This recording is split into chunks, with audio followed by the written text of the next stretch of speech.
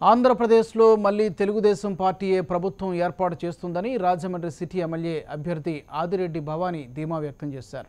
రాజమండ్రి ప్రజలు తనను సొంత బిడ్డలా ఆదరించారని, వారి రుణం తాను తప్పక తీర్చుకుంటానని ఆమె అన్నారు. ఈవీఎంల పనితీరుపై భవానీ అసంతృప్తి వ్యక్తం చేశారు.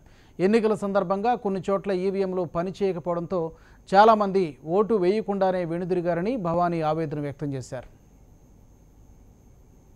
ఎటువంటి సందేహం లేకుండా చెప్పగలను, రాష్ట్రం మొత్తం తెలుగుదేశం ప్రభుత్వం వస్తుంది.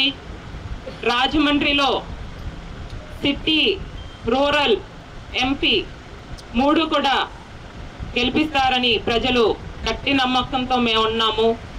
20 స్థానాలు పైగా ఎంపీ అభ్యర్థులను గెలుచుకొని మంచి మెజారిటీతో తెలుగుదేశం పార్టీ ప్రభుత్వం స్థాపిస్తుంది. ఇక్కడ రాజమండ్రిలో అయితే తప్పకుండా ప్రజలు మంచి మెజారిటీ ఇస్తారని నాకు చాలా గట్టి నమ్మకం ఉంది. చాలా ప్రేమాభిమానాలు నా మీద నెల రోజులు నా క్యాంపెయిన్లో వాళ్ళందరూ కూడా చూపించి నా మీద చాలా అభిమానం చూపించారు. వాళ్ళందరి రుణం నేను తప్పకుండా తీర్చుకుంటాను.